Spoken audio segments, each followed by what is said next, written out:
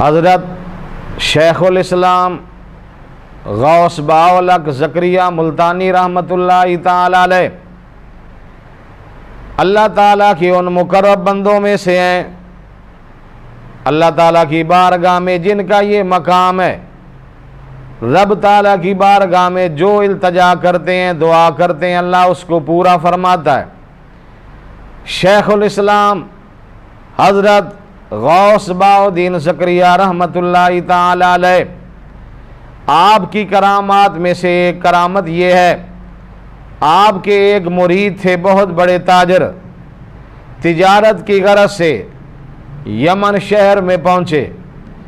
پورا تجارتی قافلہ دریا میں کشتی کے اوپر سوار ہے، اچانک طغیانی آئی، لہریں آئیں، کشتی کو گھیر لیا، سارے پریشان ہو گئے۔ ہر کوئی جو کلمہ کلام آتا تھا پڑھنا شروع کیا، پر سب نے یہی سوچا کہ یہ کشتی ڈوب جائے گی، غرق ہو جائے گی۔ اس وقت آپ کے مرید حضرت خواجہ غوث باؤدین زکریا ملتانی رحمۃ اللہ تعالی علیہ کے مرید جو تجارت کی غرض سے اسی کشتی میں سوار تھے، آپ نے اسی یمن کے علاقے سے آواز دی، اے میرے پیر و مرشد غوث باؤلک مدد فرما۔ کشتی والوں نے دیکھا، کشتی کے اوپر ایک صورت تصویر نظر آئی، بزرگ نمودار ہوئے، اس نے اس کشتی کو کنارے لگا دیا، کشتی کے اندر جو سامان تھا اس کو بھی کنارے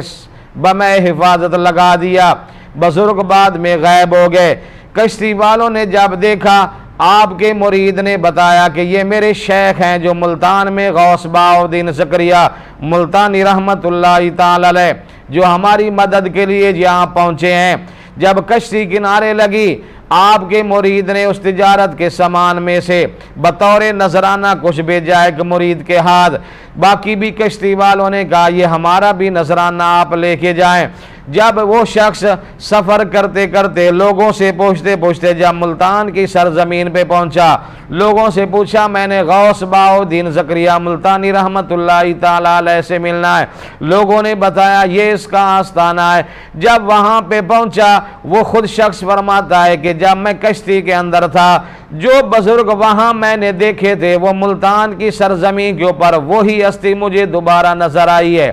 اس کا مطلب یہ ہے اللہ اپنے نیک بندوں کو یہ طاقت اور قوت عطا فرماتا ہے، جب بھی ان کا مرید کسی مشکل کے اندر ہو ان کو یاد کرے، وہ اپنی مرید کی مشکل کو حل کرنے کے لیے وہاں پہنچ جاتے ہیں۔ یہ حضرت غوث باؤدین زکریا ملتانی رحمۃ اللہ تعالی علیہ کی کرامت ہے کہ کہاں یمن کا علاقہ اور کہاں ملتان شریف ہے، یہاں سے ایک لمحے کے اندر اپنے مرید کی آواز پر جب اس نے پکارا مدد کے لیے پہنچے، مرید نے پھر نذرانہ بھیجا، آپ نے خوشی کے ساتھ اسے قبول فرما لیا۔ اسی طرح جب آپ غوث باؤدین زکریا ملتانی رحمۃ اللہ تعالی علیہ ملتان کی سرزمین کے اوپر تشریف لائے، جلال الدین بخاری آپ کو پتہ چلا شیخ الشیوخ سید شیخ شہاب الدین سہروردی رحمۃ اللہ تعالی علیہ کے خلیفہ ملتان میں آئے، وہ بھی ملاقات کے لیے دیدار کے لیے حاضر ہوئے۔ بخارا سے آئے تھے، وہ اس علاقے کے اندر سردی پڑتی ہے، ٹھنڈا علاقہ ہے۔ جب ملتان میں پہنچے تو خواجہ غوث باؤدین زکریا رحمۃ اللہ تعالی علیہ آپ اندر حجر مبارک میں تشریف فرما تھے، اور وہ جلال الدین بخاری باہر صحن میں آ کر بیٹھ گئے۔ ملتان کی گرمی مشہور ہے، آپ کو بھی گرمی محسوس ہوئی، دل میں خیال کیا، سید جلال الدین بخاری فرمانے لگے اس سے تو بخارا اچھا ہے جہاں سردی ہے، ملتان میں تو گرمی بہت ہے، طبیعت بے چین ہے۔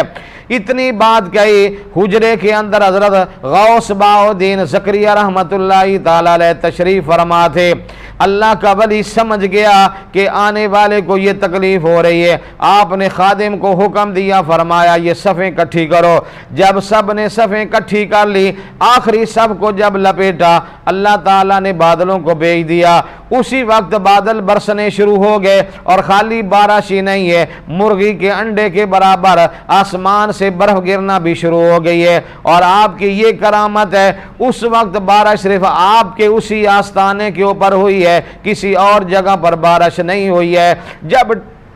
بارش برستی رہی، خوب ٹھنڈک ہو گئی، ظہر کا وقت ہوا، حضرت غوث بہاؤالدین زکریا رحمت اللہ تعالی علیہ باہر تشریف لائے تو سید جلال الدین بخاری سے مخاطب ہو کر فرمانے لگے، جلال الدین ذرا بتا تو صحیح، بخارے کی سردی اچھی ہے یا ملتان کی سردی اچھی ہے؟